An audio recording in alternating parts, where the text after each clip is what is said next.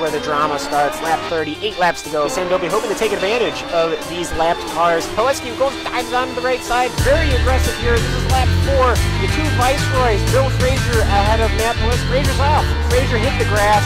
You hit that tire wall, your day is done. You know, it's lap 20. The Williams still trying to get around the Terrell team as he'll go around the lap car and around those at the same time. At the same time, he's got the inside corner. Will he ride the curb? Yes, he will. He will get him on the inside. Vito Maria leading us all into Moss's corner. Look at the beauty as his right side will cook the grass. Oh, a 180, no, a 360. Oh. Who will yield going into this corner? It's really not meant for too wide as it will be Gernald. Gernald will yield. Lots of smoke picking up from that Williams car. He is pushing it to the absolute limit. 26 of 30 now. Only 4 laps to go. He's going to get the run coming out the final corner. He's going to pull up side by side with the leader. It's going to be a drag race to the finish. Who is going to get there first? It's going to be...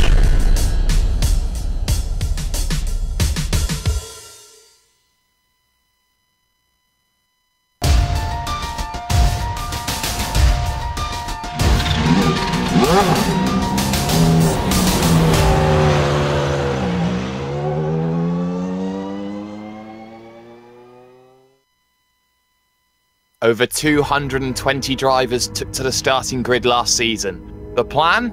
To be the very best. Those at the top, however, made the push to go for one prize more. In one of the most tightly contested seasons ever, the championship was stolen in the 11th hour. But today is the dawn of a new day. Today is the day where a new challenge is embarked on. Today begins a brand new road on the way to Interlagos, Brazil. The first port of call today, though, will be in the state of Georgia because Road Atlanta plays host to the CTC Lotus 79 series on iRacing Live and the global SimRacing channel. Good afternoon, race fans, to the countdown to green, where the most unpredictable racing on the iRacing service occurs and takes place. I am your host for this afternoon, Mr. Hashtag Do You Mind himself, Jake Sperry, studying the field and picking out talents as per usual. Joining me is the Christian to my edge, the knight to my day, and the man known as Sean Crackers Ambrose. I'm Jed Yarman, will be on camera duty for this afternoon as the legendary Dougie the Beard has provided cameras. But Sean, Road Atlanta has been called a kids track many a time before, but those who know this circuit will tell you that this is where the big boys play. Both demanding and reserved at the same time, there is a reason we come here in September for the 10 whole hours. You know, if they built a roller coaster for road racing drivers, it might look a lot like Road Atlanta, Jake. Located on the 750 acres here north of Brazelton, Georgia, this place opened in 1970. And from opening day, drivers have both been hypnotized and horrified by the rhythm of the track that serpentines through 12 corners, rising and falling over its 4 kilometers of asphalt carved out of the red Georgia clay. Now, perhaps this place is best known as the home of the Petit Le Mans endurance race that was first held here in 1998. But folks, today as we watch this race, look out for the notorious Turn 5, the corner of oblivion. We like to refer to it as. The ride heights on these Lotus 79s are going to be up to just a little bit. This is a bumpy surface with a lot of elevation change. Passing into Turn 1 if you're brave, and Turn 10A and 10B, that the final chicane setting up to the start-finish line, is vintage Atlanta.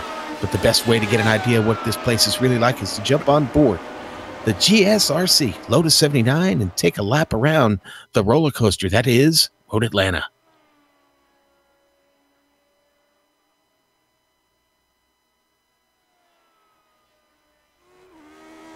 All right, we've got Juhan Orlampi in the GSRC Lotus 79, so let's do a lap around Road Atlanta. Coming down to turn 1, passes into here will take some bravery. There's no braking, just a big lift and letting the ground effects and compression carry you through this scary sweeper. Bring it over to the middle of the track to give yourself a good line into the braking for 3. Expect to see lots of mistakes here with the high speeds and blind apex. From there, you'll be feeling out the gas through 4 until you reach the S's, and then finally you can get your foot down. Try to get the car off the right for 5, where once again, the compression helps the car turn in. But it gets light at the top when you try to get to the power, and many drivers have ended their races there over the years. Finally, it's a short breather to 6, where sometimes you can sneak a pass in. The banking carries a lot of speed though, and before you know it, you're into 7. This is easily the most important corner of the track. The launch you get off of here plays a big part in your lap time because you're now onto the long backstretch.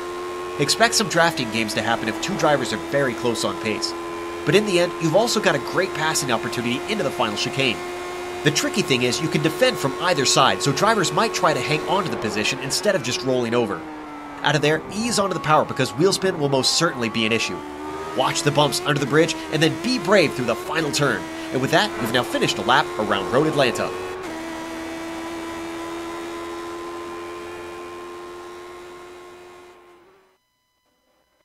And there you see the GSRC Lotus 79 taking a very, very nice lap around the circuit here today of Road Atlanta. Now, for those of you who are brand new to this series, a brand new season, this may be the first time you've seen it for old hands. This is how the series normally looks. It's round 1 of 12. We run the official iRacing calendar for each of these races. But of course, this one race is the one that counts in terms of the championship. Round 1 of 12, 4 drops for the Drivers' Championships, just 2 for the teams here today for 36 laps of action. It's going to be quite long. It's going to be about 45 minutes. That I'll be seeing here with open setups and no stops for fuel. That's going to be a crucial point of contention. There's no strategy game here today. You've got to go do it on the roads. And of course, points for the Drivers' Championship, well, they are done on the official iRacing point system, which means that we are in for some interesting points totals come at the end. And talking about that, the title is afresh again for this season, but last season, well, that certainly has to be considered a different kettle of fish, as Nuno Moreira stole the championship like a thief in the night to win by just 55 points in iRacing official terms. But when you think, Sean, that the top 5 in the CTC were split by less than 250 points, the top 6 in the iRacing standing split just by 300 points due to the champ's iRacing driver Sergio Macias, this league surely proves anybody can win.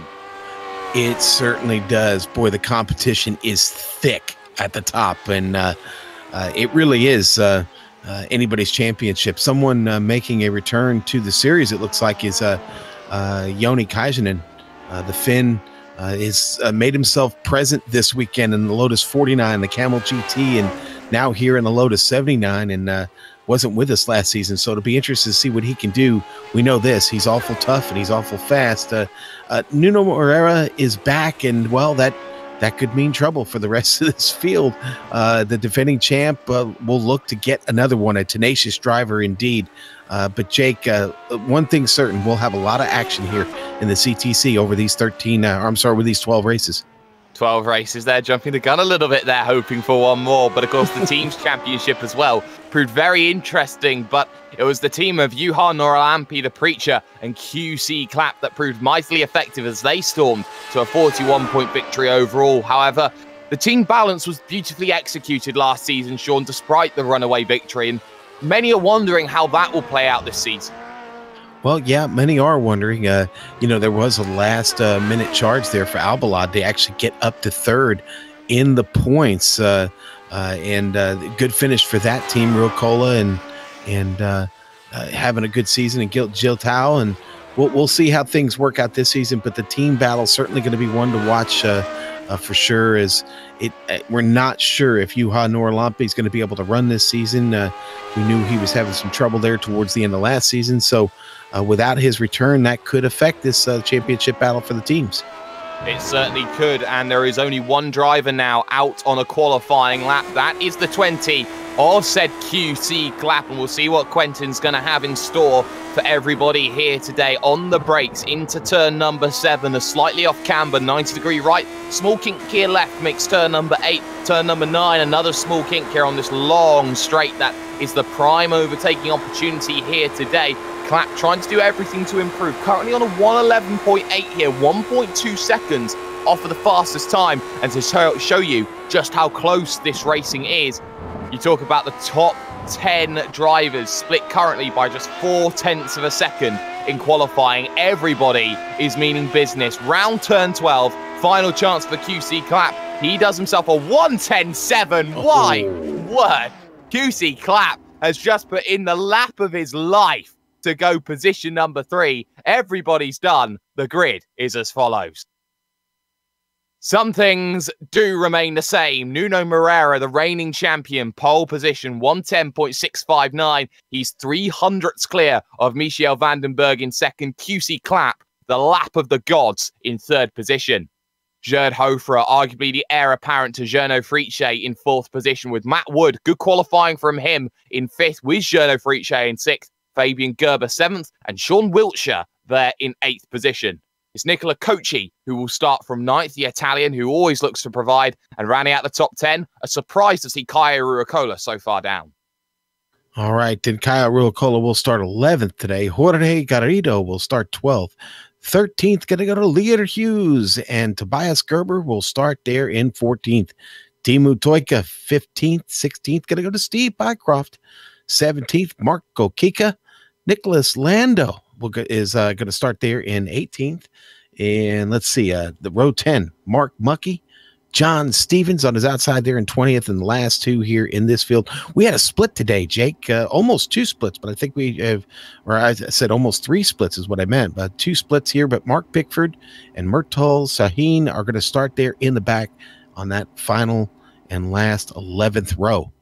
Well, I have to apologize to Joni Kajanen, the returning driver. Completely skipped over him on that name. Not intentional, of course, but, you know, position 10 for Kajanen. That's not bad of a return, but this circuit can prove to be incredibly difficult, incredibly different as well to a lot of other circuits that you really get to see. And, well, 2 minutes to grid up, or you start from the dreaded place known as pit road, and you will see how the drivers snake back on this grid. That's going to be interesting to deal with as well, not being able to see the lights properly. But when you get that go, you know that the drivers on the inside, the further back you go, have a better advantage as they have a less much of a drive on the run towards turn number 1. Inside line, though, for the drivers on the odd numbers, that's going to be very crucial. But what is that they are off the racing line, so they may have a dirtier start to be dealing with for those on the front few rows. And, well, we're always looking to see for new challenges. No Sergio Macias here, no Juhan Oralampi, the two that would try and run away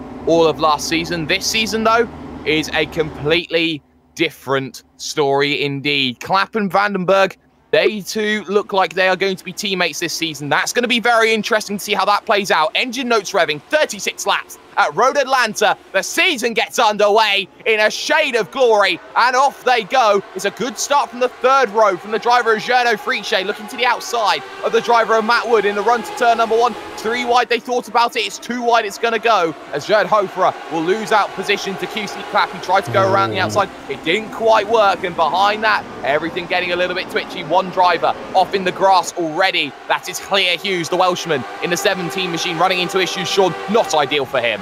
Yeah, it was also Tobias Gerber that was involved in that both get together there in the opening of this race. And now Lear Hughes having to manage a damaged Lotus 79 around the back of the pack.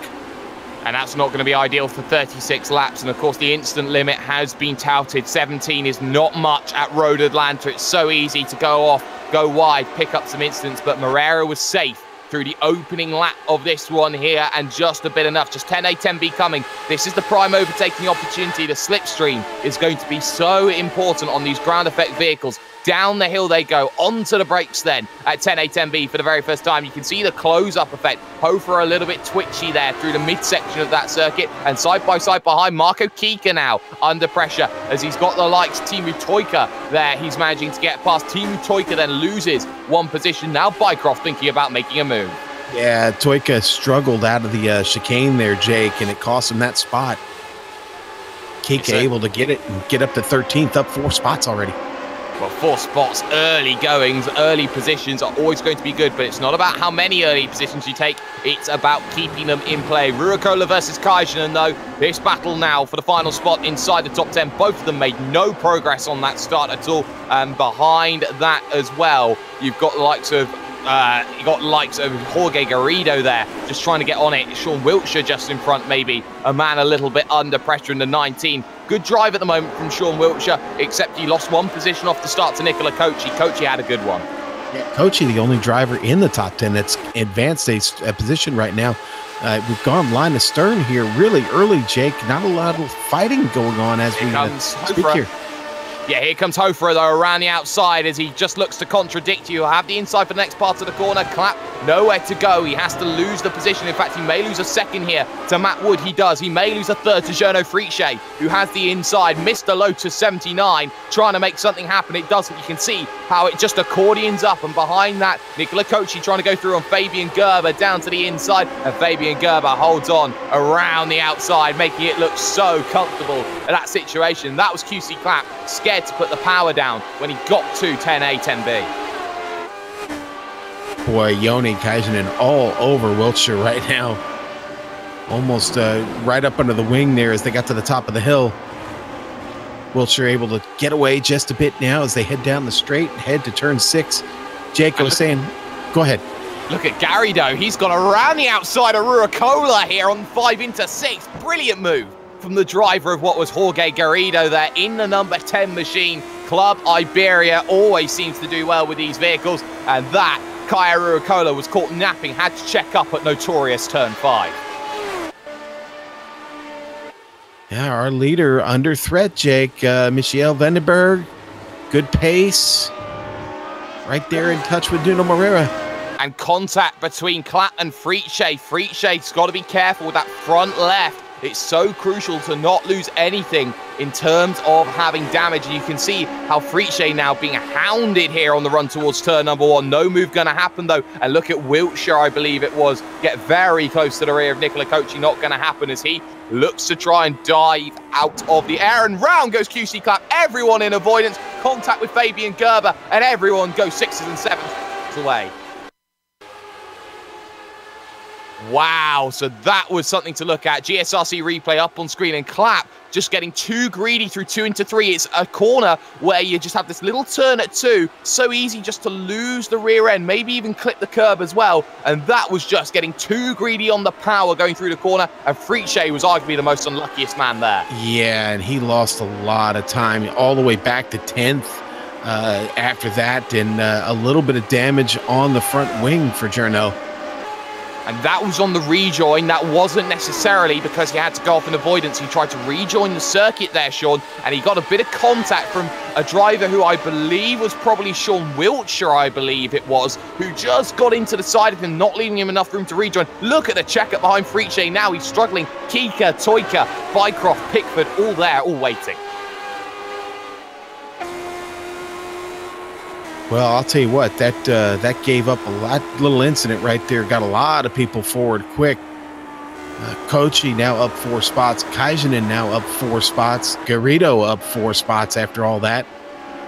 Well, it seems 4 may be a lucky number for a lot of drivers involved, but the top 2 have remained unchanged. Nuno Moreira leads, Michiel Vandenberg in second, but Vandenberg is holding in the draft, and that will be the worry for Nuno Moreira at the front of the field, that he's being chased by the number 5 machine here at Road Atlanta. Kajanen is still under pressure from Wiltshire, but Ruicola and Garrido, and Ruicola back through, gets checked up on the exit, but not a good enough drive you maybe felt for Jorge Garrido, but Garrido just so much better on the power, keeps it alongside here on the run to 10A, 10B, but he's got to do it like Charlie Borman here, Sean, the long way round. The long way round indeed. What are we going to get when you get to the bottom of the hill? Looks like almost got crossed over there, but it looks like Ruicola going to hang on to it for now. Well, he tried the up and under, did Garrido, but he's going to get the run then through turn number 12. Ruicola may have to go defensive into 1. Not enough of a run to make it into the sweeping right-hander at 200 kilometers an hour here, and that was a move that maybe you felt should have been done, needed to maybe have a little look down to the inside. But look at this, Kika's through now on Friche. Look how Friche, the train behind him, stretches all the way back to the 18 of Murtol Shaheen there in that 18 machine club Central Eastern Europe. And look at this is 7, 8, 9. And you can see Friche struggling with this one. There's 1, there's 2, maybe 3, maybe there's even suspension damage on the front right. Boy, and you wonder what he's working with there, but he's not working with a good car. Obviously, he's getting dropped here, dropped quickly. Mark Pickford, the next one there to try and pick him up. And Murtal Shaheen just behind, trying to get past Mark Mucky, but he has no straight line speed to make anything happen there as John Stevens gave the toe as they go through. Now look at this one. Bycroft now trying to get past Teemu Toika just in front. On the brakes, no, he's going to think about it. And as we know, Bycroft is the thinking man. And look at that. There's one position lost again for Journo Friche. Now here comes Nicola Landau here in the 14 machine. And Nicholas is going to take that position in that 14 machine and just run away for the hills. Journo Friche may have to use this as one of his 4 drop weeks for this season here today, here, Sean. Well, what a tough way to start the season off. And Steve Bycroft up here in 12th, trying to get through Teemu Toika. These two have been at it for a little bit. It's a good battle still. It's always a very good battle when Steve Bycroft is involved. Of course, the thinking man's driver. He will always hope to try and get a position, but he knows common sense. He knows that sometimes that he can use strategy in racing to get his ploy in play. I said at the start of the broadcast, there's no strategy to be had. Well, that's a complete lie. When it comes to overtaking, there is all the strategy in the world, as he's got to get past Kika and Toika, the next 2 vehicles, but they're 3 seconds away from Jorge Garrido. They've been completely dropped off this train as Kajanen now becomes the man under pressure. Ruokola thinking about going down to the inside. The 2 Finns having an action-packed moment. Well, Kika back there is the top 10, and that is what Toika and Bycroft are shooting for right now. But we'll get back to that battle. Still better battles up in front of them right now. And well, I'll tell you what, Ruokola doing everything he can to hold off Garrido. Well, he is, but Garrido behind, maybe a bit more of a gap. Ruokola going on the offensive with Joni Kajanen. Eyes to the leaders, though, because Moreira is being hounded by Michel Vandenberg. But Vandenberg maybe struggling through that S's section. This is the one part of the circuit, that S's section, that can really hurt people because of the fact dirty air effect comes into play. Of course, these Lotus 79s experienced with ground effect and the air ability just to force air underneath that vehicle. That's enough, Sean, you'd say, to hurt Michel Vandenberg in the long-term run, because he's now not in a position. Wood, though, under pressure. Gerd Hofera looking for position 3. Yeah, Gerd is really tracking him down. Might try to make a move on him here in the chicane. No. Gerd gonna let off just a bit. Matt able to carry on. Well, it's so tricky there at the top of the hill. That car wants to, the rear end wants to step out on you. You almost have to lift just a little bit right there. And the difference there you saw between the 2 drivers was that Hofera backed off a little bit through 10A. You looked at the driver of what was Matt Wood. He had a little bit of a slide going through that corner. He was able to carry more momentum and a big slide. Matt Wood holds on to it somehow. That, about 2 seasons ago from Matt Wood, would be assured retirement. Yeah, great control of the car there, but Gerd Hofer able to get around now. Sits in that podium spot.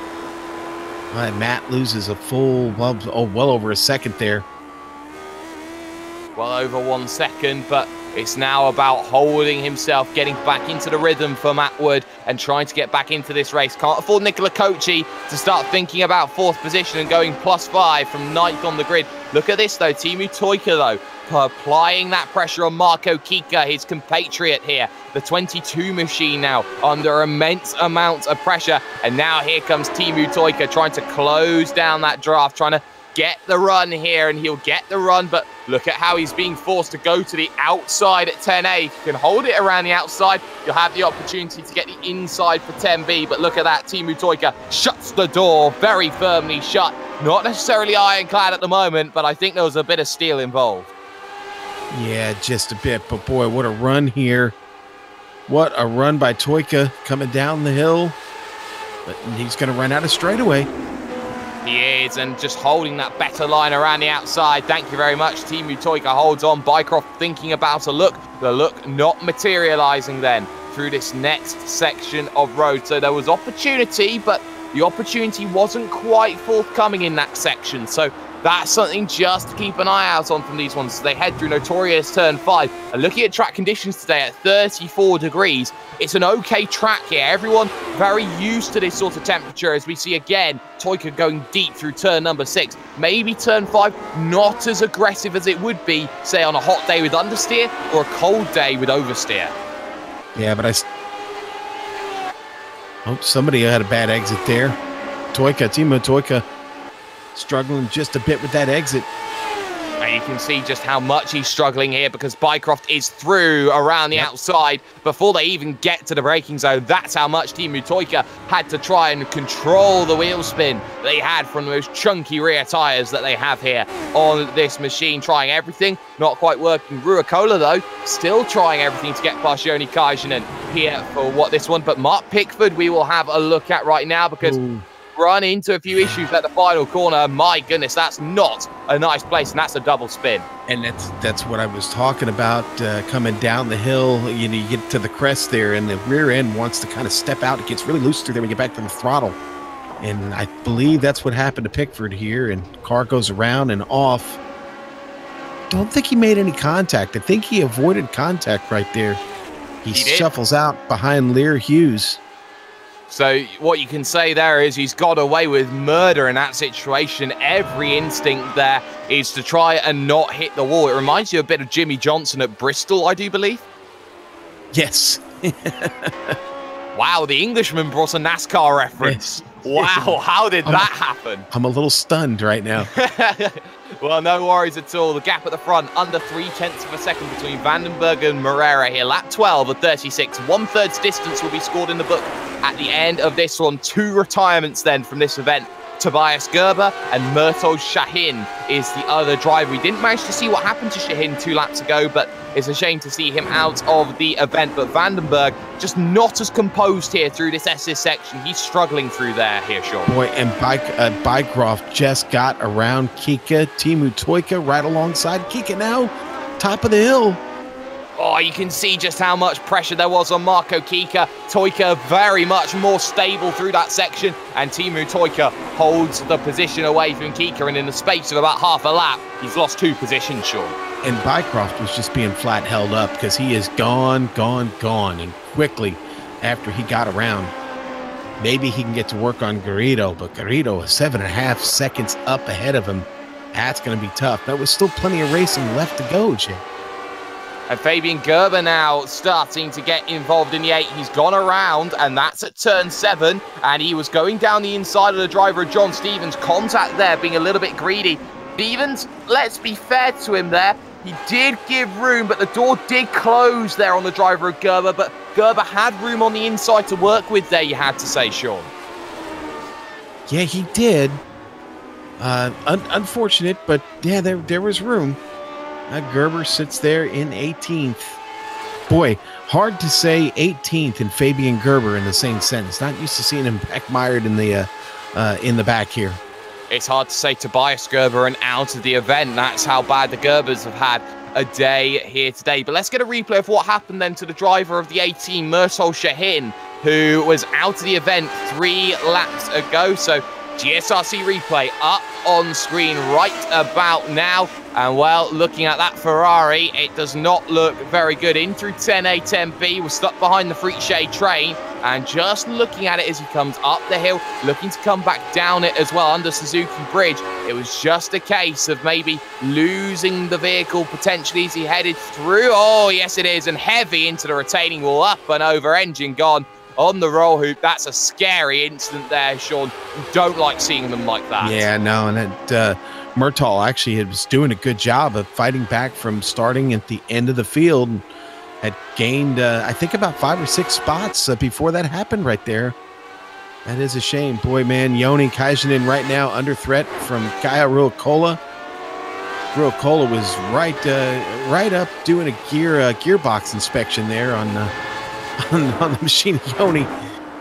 And Yoni's clearly rattled by it. He misses the apex at turn 5. This could give the opportunity here to Ruokola. Goes to the inside. No defense then by the driver of Joni Kajanen. And straight through. And you could see that Kajanen, for the entirety of that lap, was just so twitchy on the throttle. Just had no control and was always micromanaging that machine. Kajanen was struggling and Ruokola had to go through. You know, Wilshire, just up in front of them, is really broken away from this group now, Jake, and is really focused and starting to work on maybe catching Nicola Kochi, who sits up there in 5th, just 2 seconds, a little over 2 seconds ahead.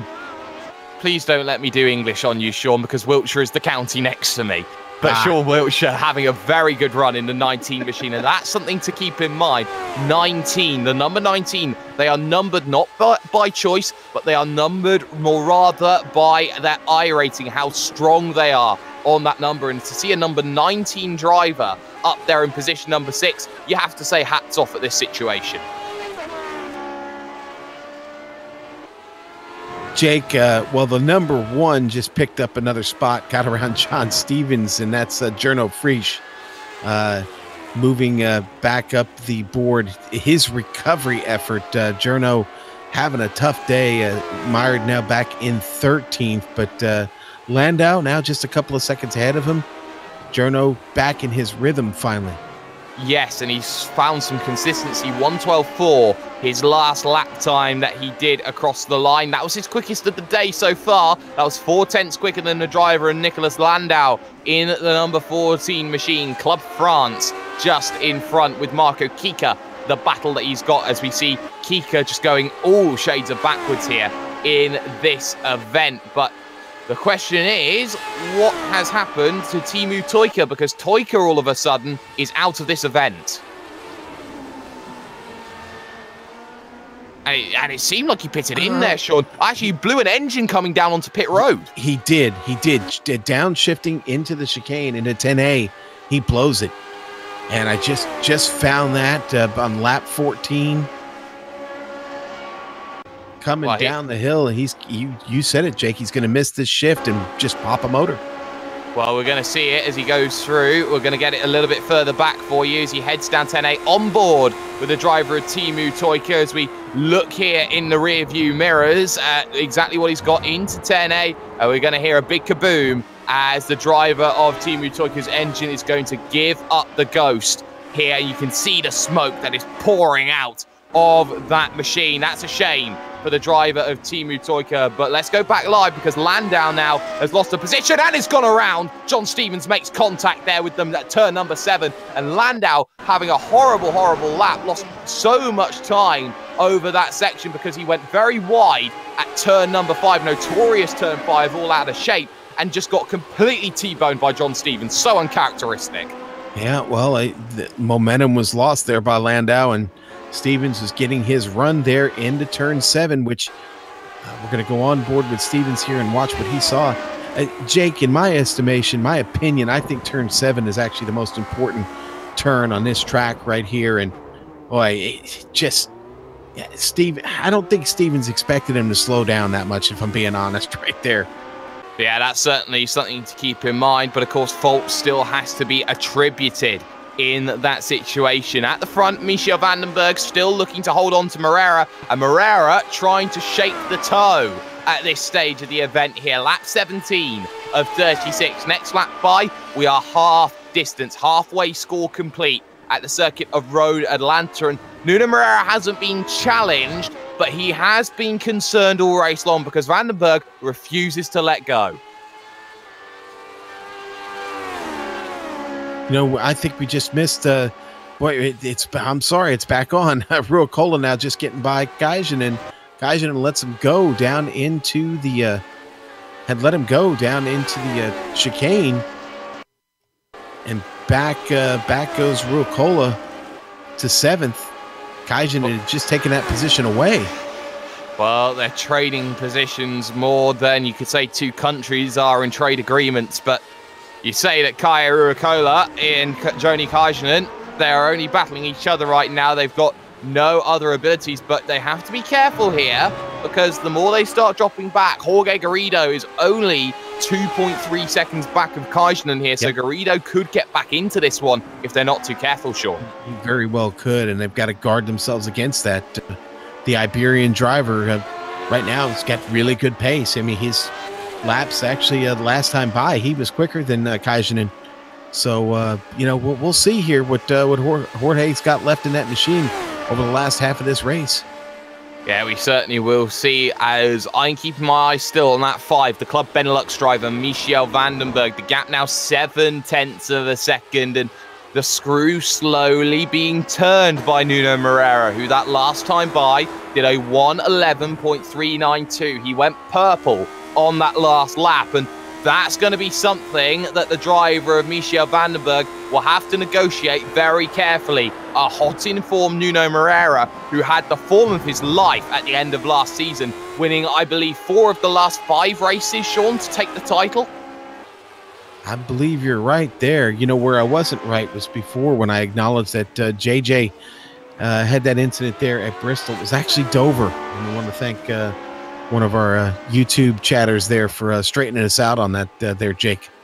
I am English, so you can forgive me on that one. So there's my excuse, and I'll play the race card when it gets right down to it. But you look at this race; it is starting to open out just a little bit, but Vandenberg's got to be careful. The moment he loses 1 second, this race could be considered all but done. Boy, it really could be. We're not used to seeing many mistakes from Nuno Moreira, especially when he knows he has victory in sight. So we'll see. Now, Vandenberg's got to guard against overdriving the car because things aren't over yet. You still got just under 17 laps ahead of you here.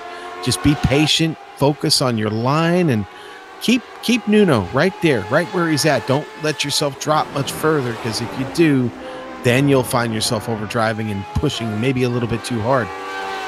Yeah, maybe you do, but the fastest driver on that last lap was actually the man in the 4 machine, Gerd Hofera. He's only 5 seconds off the leader right now, so he's hoping that they come together in front to give himself an opportunity, but right now it doesn't seem like that's going to be forthcoming, as he's trying to drop Matt Wood, who's in this little pocket with Nicola Kochi behind. And Kochi, I've been saying for at least a year here, Sean, that he is a driver who could be the next champion here in the CTC. All he's got to do is sort out that consistency, find a couple tenths, and he will be right there. I missed my button there, Jake. No, you're absolutely right. Remember this, it's always important to hit the right button, folks, when you want to talk. It always is very important, and Kochi, one of the drivers maybe up and coming here when it gets right down to it. And now Joni Kajanen has actually lost the position to the driver of Jorge Garrido. That one down towards 10A, 10B, and that was about as easy as you could possibly make it if your name is Jorge Garrido in the 10. Jorge making that one look easy. Maybe making it a little too easy. I don't know. We'll see. Garrido, again, been one of the drivers we've kept our eye on today, and looks awful good. The question is, can he get up there and catch Rocola now? That's the question. Behind that, though, Journo Friche on the charge. He's got Marco Kika just in front. Behind that, though, the electric pace of QC Clapp on the recovery drive after having an incident earlier on, started the race from 3rd position out on circuit. Friche now, you'd feel, would probably let Clapp go in this situation to get that portal to get past Kika. And Marco Kika now probably becoming a little bit happy now that Friche is the man under pressure through 6 and 7. He's definitely feeling the pressure. This race has been full of it. Kika, though, in a funny spot there. I mean, the top 10 in sight, but it's slipping away a little bit more every lap. In sight, 12 seconds in sight is not the way he wants to see it. Here comes Journo Friche. What could be potentially the last position he gains this race, down to the inside, but Kika's going to fight it every step of the way. And Friche, a veteran here, a wise man on wise shoulders, a wise head he has. He's going to make sure that he just waits for the perfect chance to make this move. Good run down the hill. He'll now get the run here towards turn number 1. He's got to do it on the inside, which is the more difficult way sometimes to make that move, and he makes that move very astutely there. So Journo Friche through into position number 11 on circuit. Now Kika's got to face the wrath of Clapp. That's a good drive by Friche. Again, trouble early is really what's just hurt him and got him stuck back here. But you know what? It may not get any better than it is right now. It is going to be a tough task to get into the top 10. It's almost 14 seconds out of reach now. But almost. Hey, listen, there's still maybe about 4. Yeah, we've got 14 and a half laps left. Let's say 14. Anything is possible. The top 10 is not secure. This track, very demanding. It's even more demanding when you get into the later laps and maybe start to lose a little bit of focus. We hope that's not the case for any of these drivers, but it can certainly happen. It certainly can. And Nicola Kochi running into issues in the 13 machine. He's off in the S's section. Turned around at turn number 3, and well, that was all of his own doing. He was on his own, looking to itch into the corner, way too aggressive on the curb, trying to settle that vehicle, trying to put the power down. It was never going to go, and Kochi into the tyres on the exit of 3. And I was saying what? Concentration. Nicola Kochi out of the event, and this has been the story of Nicola Kochi all season long. In fact, all year long, you could say. A driver with so much talent, but just unable to find a finish. That's tough indeed. Tough indeed. Now, I'm watching Bycroft right now because you know what Bycroft is? He's got there. Yoni Kajnin, Jorge Garrido right up in front of him. Steve was faster that last lap by just over a full second. He has pulled them in. Coming down the hill, he's going to get a nice run here, Adam. Yeah, he is going to get a very nice run if he gets the opportunity, but he's still a little bit too far back. 9/10 of a second here as he takes another 7/10 of a second out of the drivers that he's got in front of them. But I'm keeping my eye a little bit further back here. Mark Muckey trying everything to hold on to Mark Pickford, but Pickford clearly has the pace to go away. QC Clapp still stuck now behind the driver of Marco Kika. This one for 11th position on the road, and it's not happening for him. He's just waiting for it and just getting a little bit bogged down here is QC Clapp. He's got to find a way past, and he's got to try and get those passing opportunities sorted for him with his pace. Boy, it looks like up front, Nuno Moreira is really... he's dug in, Jake. It seems to be getting faster. He went purple on that last lap. Oh, and he went purple again the next lap after that. Oh, unbelievable. Doesn't seem to be. He is getting faster, and boy, that's trouble for Michel Vandenberg.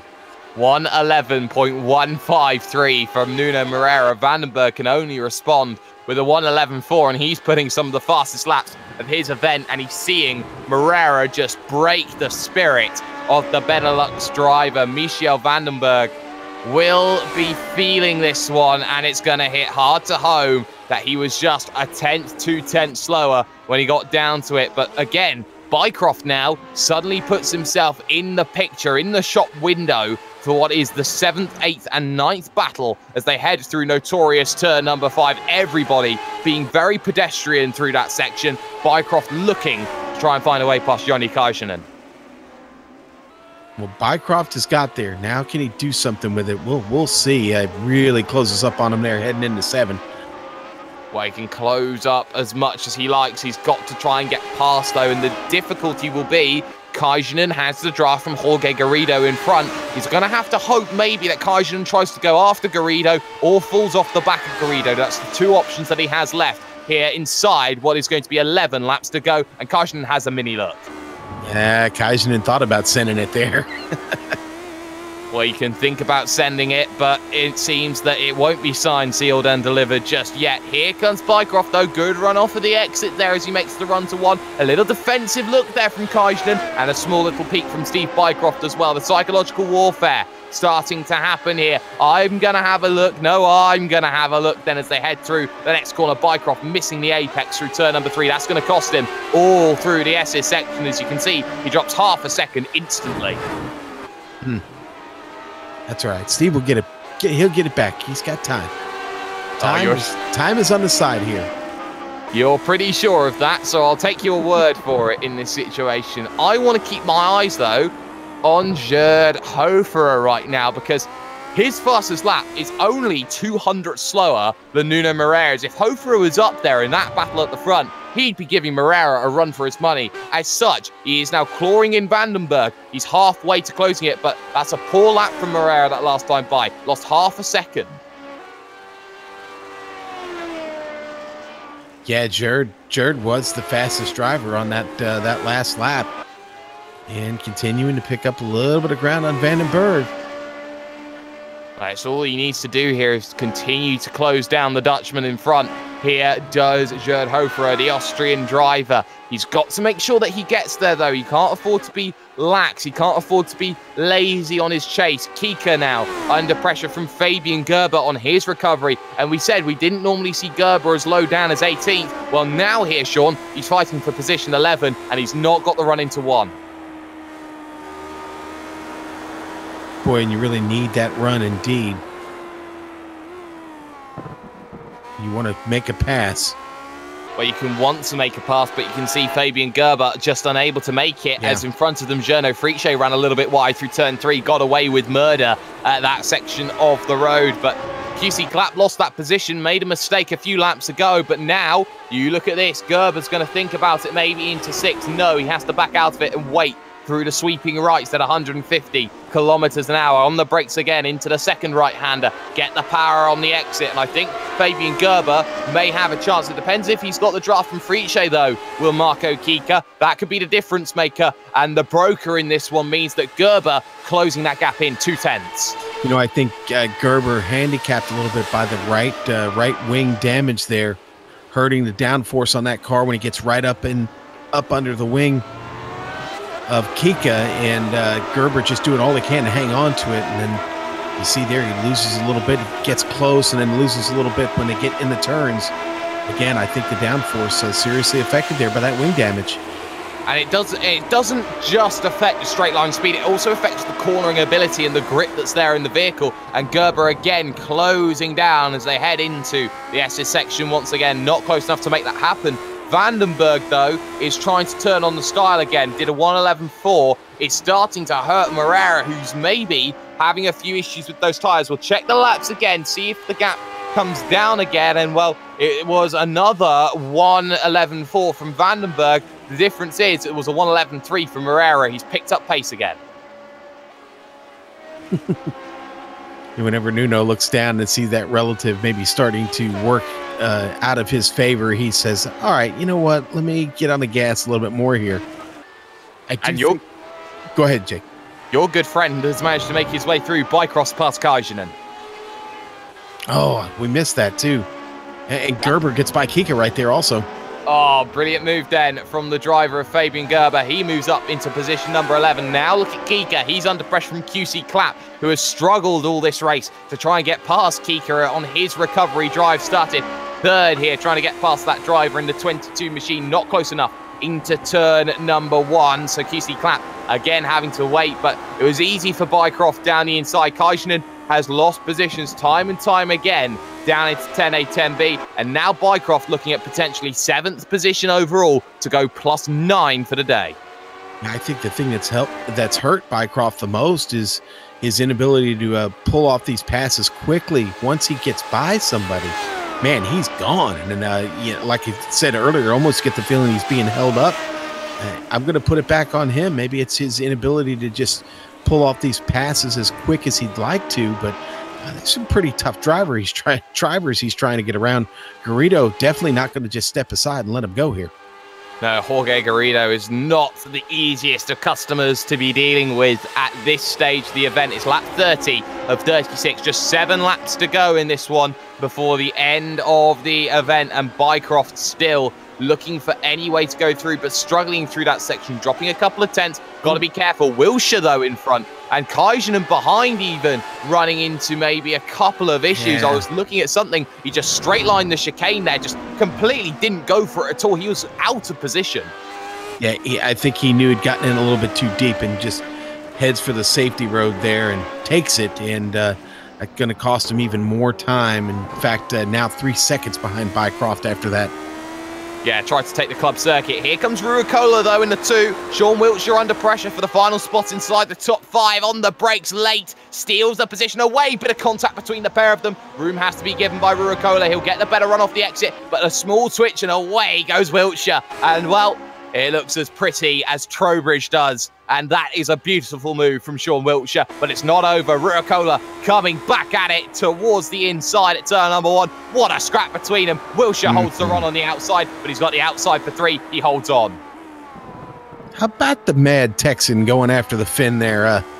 Hats off there to Wiltshire. Hats off indeed to Sean Wiltshire, and Wiltshire making sure that he holds the position for this lap at least, with 6 laps to go, 5.5 more is the reality that we are looking at as Moreira deals with lap traffic. So does Vandenberg. Vandenberg's got to get past the Welshman Clear Hughes. The driver of what is going to be John Stevens, I believe it is, will let through the driver of Nuno Moreira. So they're dealing with the traffic here. They've got to get around as quickly as they can. Vandenberg negotiates that very well, but he's running out of time here. 5 laps to go. He's going to have to produce the laps of his life if Moreira is going to feel any effect. Well, Vandenberg can try and use the draft here to his advantage to maybe be a little bit faster for just a moment, but no, Stevens going to get right out of the way. Battle back for 5th here. Yes, we'll keep an eye on it. Ruokola trying to get the run out of turn number 12, and does. Wilshire thinks about defensive line taken. Not going to happen. Going to try and hold the outside track again. And you can see again, he holds it around that outside. Makes it look very, very pretty. And Ruokola backs off into 3 because that's not a corner you typically go too wide in. Wilshire has found his magic defensive line. I'm thinking Ruokola may be a little frustrated right now by this. I would. I certainly would. And that's Kika around at turn number 12 that I've just kept my eye on. No contact with Eddie Barris. He just got a little bit too greedy on the curb, and the vehicle just spat him out there as if it was a bit of sour food. And brings on some damage himself, backing up into the tire barrier. We'll watch this on the replay here. Wow, and that's not good in terms of the way that he has backed that vehicle up. Maybe just a little bit too greedy, forgot to put the power back on, and that rear wing now looks a little bit fragile. Fabian Gerber, though, applying pressure on Mr. Lotus 79 himself. That is Journo Friche, and Friche now the final spot inside the top 10. This was not on Friche's memorandum this morning. No, I don't think it was at all. Not the race he had expected to have. Just up in front of them, Bycroft working awfully hard here on trying to pull off this move on Wiltshire. To his inside into 1. He's going to get it. Oh, he's trying, but that was Ruokola who's got through on the driver of Wiltshire. Sorry. Bycroft through on Garrido, so getting your names a bit mixed muddled up, but we don't mind. I'm keeping my eye on Gerd Hofra. Suddenly, he is 1.6 seconds behind Michel Vandenberg when they cross the line. 3 laps to go. Pressure cooker heats up. 1st, 2nd, and 3rd is not decisive, and Moreira is hemorrhaging time at a late stage in this event. You know what? I'm gonna fall on. You know what? They went and changed liveries up on me here. Some of these drivers, and it's got my head bouncing around a little bit. But I'll get it, folks. I'll get it. I promise.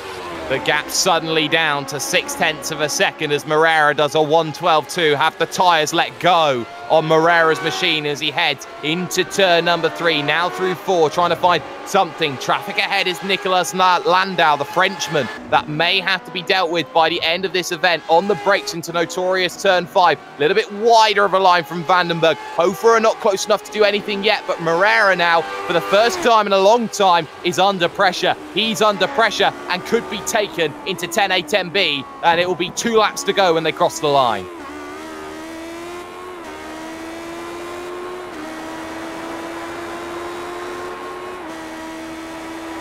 Jake, I don't think this spot's safe for Ruokola at all. Wilshire really digging hard here.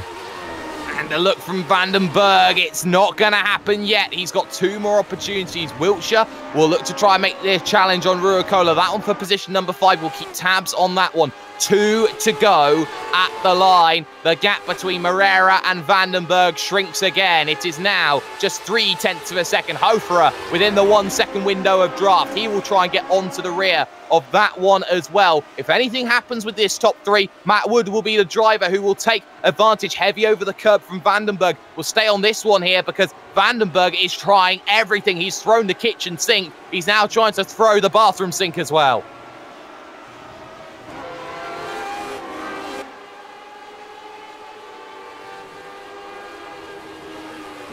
It's still a battle to get into the top 10. Journo Frisch holding off Fabian Gerber and QC Clapp still. Not by much. Oh, and he's in. He's short. He's short.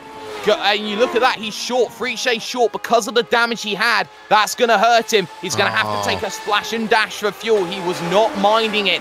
1 lap to go. The white flag will fly this time by. Landau gets out of the way. It's now a straight-up shoot-off between Moreira, Vandenberg, and Hoferer. Hoferer has caught them, but is it too little too late for the number 4 machine? Moreira in the 3 will be the driver trying desperately to hold on. The white flag will wave. It's time for 4 more kilometers of Road Atlanta into 1. Missed apex from Michiel Vandenberg as Moreira now, the pressure telling through turn number 3 as he slides the vehicle through, but beautifully controls it here as they head through the S's, down the hill, back up it, the run to Notorious turn 5. Is everyone clean and safe through here? Yes, they are, but Moreira gets a good run off of the exit to 6 and 7. You've got to be close enough. I think Hoferer is relying on the dive from Vandenberg here. Vandenberg here needs to be as close as he possibly can in through turn number 7, and that's not a good corner from Michiel Vandenberg. He will get the toe,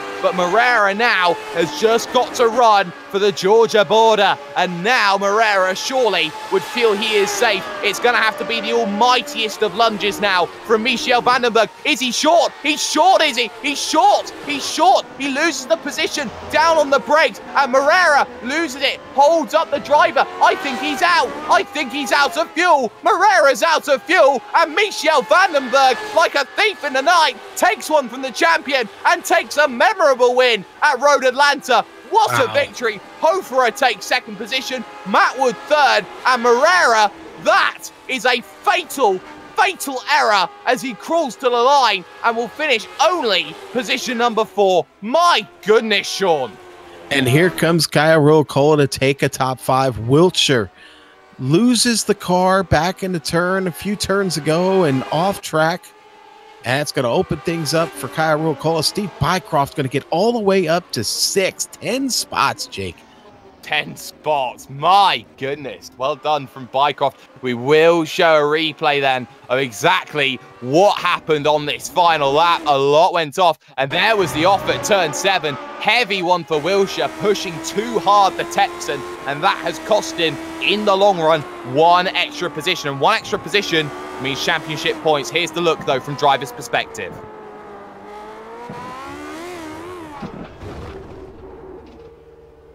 Having a look, and it just snaps on him, and that's the most horrible feeling when you're driving, is when you've done nothing wrong, the vehicle snaps on you, and it just ends the way it doesn't want to go.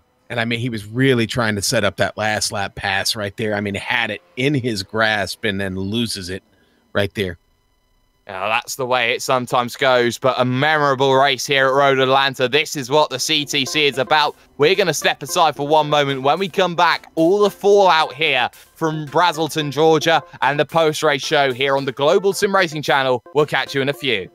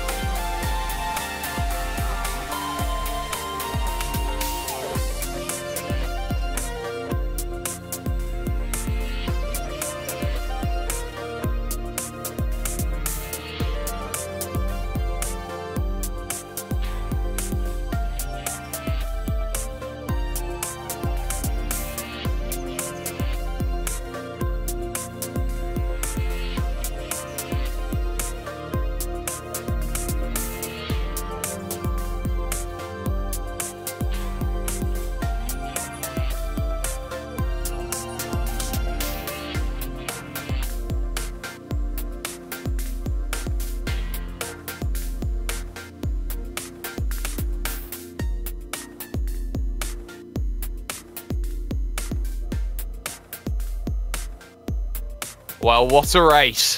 What a race we have had at Road Atlanta, and this has just proven a race is not over until the final corner is turned. Fallout then from Road Atlanta here on iRacing Live and the Global Sim Racing channel. This is how the race ended.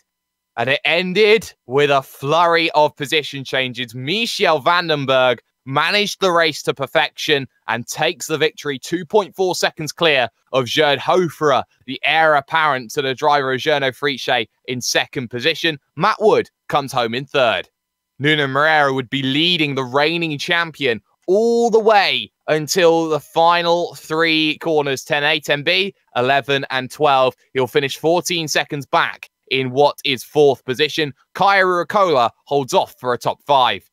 Steve Bycroft comes home in sixth, with Sean Wiltshire running into issues, the Texan, on the final lap. Joni Kajanen finishes in eighth position, ahead of Jorge Garrido, and rounding out the top 10 is Fabian Gerber. All right, then we're going to move on to 11th. It's going to be QC Clapp. Hard luck for him today. We'll finish down in 11th. Mark Pickford with a great drive today. We'll finish 12th. Mark Muckey, another Mark with a great drive today. He'll finish 13th. Marco Kika, it was the best he could do today. 14th, started in 17th. Journo Friche, a good recovery drive, but I don't think that's what Journo Friche settles for, is good recovery drives. He'll finish 15th. 16th, Nicholas Landau. John Stevens, 17th. 18th, going to go to Lier Hughes. And 19th, Nicola Kochi. Timu Toika in 20th. Murtal Shaheen, 21st. And Tobias Gerber, things did not start off well, and didn't complete that first lap. He'll finish 22nd today. Jake. Things didn't start well and things didn't go on from there. But Sean, I think it's worth talking at this stage about what this means to the championship picture, because psychologically for Nuno Moreira, he had that race won and he has thrown away probably, you'd say, about 30 points or so in that one moment of running out of fuel. Those 30 points, when you get back to them, they will be so vital at the end of the season, especially with drop weeks. Yeah, they really will. It's a missed opportunity for him. And, Jake, I've never been one that thought an extra gallon of fuel in the car really makes that big a difference. All right. Now, the Lotus 79 does get markedly faster as that tank starts to dry up a bit, but especially from an endurance race standpoint, and our director will probably agree, always better to have a little bit more fuel in the car than you need than not enough, obviously. It's always the case, and a nod of appreciation from Amjad behind the scenes. And, well, Michel Vandenberg, let's talk about him, because here's a driver who has been in and out of the CTC a little bit, has been there or thereabouts. Is this finally going to be Vandenberg's season, Sean? Boy, it very well could be. He drove I don't want to say the perfect race. It was damn good because he kept himself right there, right where he needed to be. Never let Nuno get too far away. Kept that top of the podium in sight, and for his patience, he is rewarded with a big win to start this season. And before we go, we've got also coming up Mount Panorama as the next circuit. Bathurst we're heading, and that mountain, if you think Road Atlanta doesn't forgive, I think Bathurst is going to be even less forgiving than that, Sean. It has no soul, Jake. That mountain has no soul in it at all. It's a fickle beast. It's cold and very dark inside there. It's a very, very unforgiving place, but it's awful fun to drive. Not just for your standard run-of-the-mill V8 supercar anymore. You can run anything on that track, and the Lotus 79 will be a joy to watch. And hey, listen, a reminder to our drivers out there who would love to come in for an interview. We're on Discord now, and certainly we'll continue to post the information here in the YouTube chat, but reach out to us here at GSRC if you need any information about how to find us on Discord. No worries at all. But unfortunately, though, for today, that is all that we are going to have time for here this evening. A massive thanks then has to go out to all the drivers, all the teams here in the CTC Championship for some stunning battles and their decision to fly. GSRC GSRC. Thanks also to all of you who have been watching wherever you are around the world.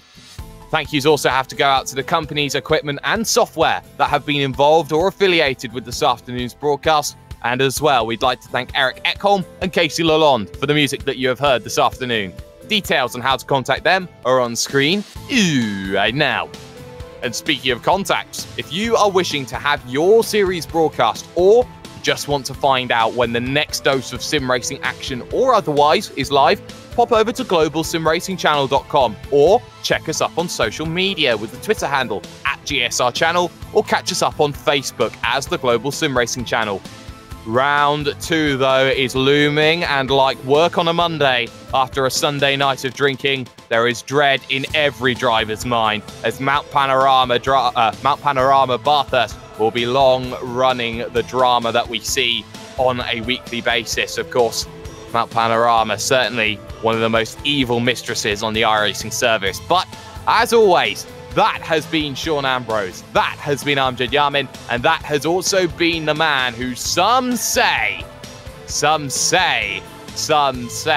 he is in charge of putting greens at the Augusta National Golf Club, and that the greens are not fit unless he rolls a camera lens from one side of the green to the other. That is Dougie Beard. I have been #DoYouMindJake Sperry, and the championship initiative thrown away at the earliest given moment from the reigning champion Nuno Moreira. He'll work hard from the back again, but as always, race clean, race hard, and we'll see you on the track.